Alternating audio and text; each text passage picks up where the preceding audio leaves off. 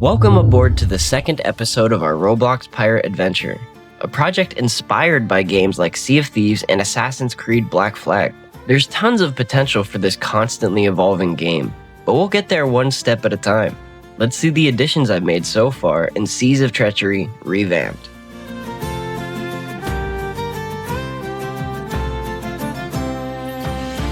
Starting off, I managed to find a better ocean system, giving you a much more realistic and immersive feel.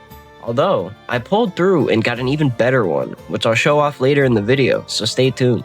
And yes, because of the changes I did, I pretty much had to redo the whole rowboat system, so I'll have to reintroduce the proper animations and removing that ugly speed meter later on. In my opinion, I think an important part of any game is making sure the UI fits the theme of the game, continuing to try and immerse you into this piratey world. So to start, I made a chat system which will be used for a lot of systems and NPCs in the future, making sure it's modular and resource efficient. What the fuck happened to my boy? Next, I changed the default proximity prompts to give them a much more fitting and cohesive look. And I think it's looking pretty good so far. But there's no quest system or UI made to connect to it, so let's get that sorted. I spent a good amount of time studying the UI from Sea of Thieves, taking some very heavy inspiration from it as I designed the UI. Once the design process was finished, it was time for the difficult part, actually making the quest work. There's a ton of data and information that needs to all be puzzled together perfectly, so a lot of work was needed. But getting discouraged wouldn't help anything. I needed to chip at this one piece at a time. So following that mindset, I started by animating what will be the shovel.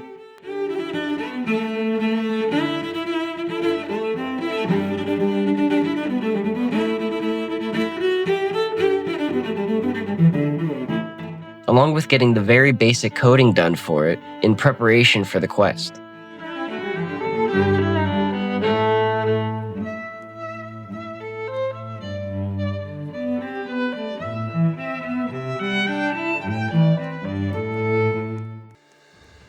Next, I needed to add another item, a map, which is given to you at the start of a quest, and will show you the location of your chest or chests. Finally, I could code the shovel digging when you're near the correct spot, subsequently spawning the chest where you dug. And then finally, I can make it so you could pick up the chest and take it back to the NPC to sell for XP and doubloons.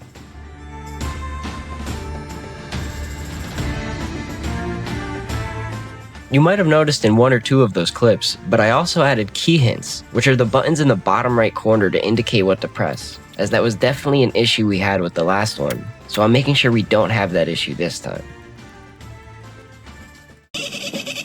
Whoa, hey. Thank you guys so much for the continued support on my channel. Nearly 2K subscribers is absolutely insane. I couldn't ask for a better community. I appreciate you guys more than anything. Now subscribe, because what the heck is this? This is not fair. This can't stand. We can't. Coding can definitely be tiresome at times, especially after many hours of coding. I took a quote-unquote break by working on improving the lighting, which I think looks good, at least in my opinion. I don't know. Let me know what you guys think.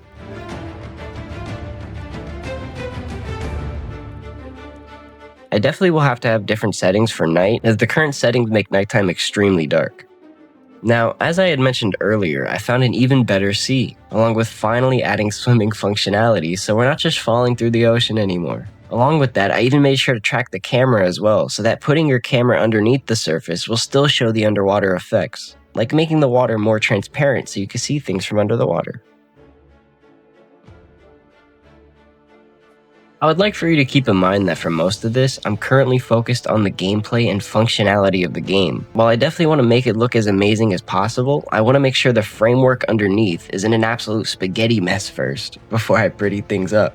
And I'm sorry to cut it short, but that's about it for episode 2. Making a game takes a lot of time and effort, and I'm trying my best to get it out to you as soon as I can and try to get you videos as often as I can. But I will continue in the future to try to make these longer videos so that you guys have more to look at. Anyway, we've managed to do quality of life improvements, the first quest system, a better looking ocean, and even a swimming system. Things are starting to come together, and I'm still only getting started. Next episode, I'll be working on a bigger ship, expanding the amount of activities in the game, possibly starting on the character customization, and much, much more. If you want to set sail with me, hit that like button, subscribe, and keep an eye out for episode 3. And if you want to get updates on the game's progress before I even publish a video or want to be a tester in the future, join the Discord with the link in the description below.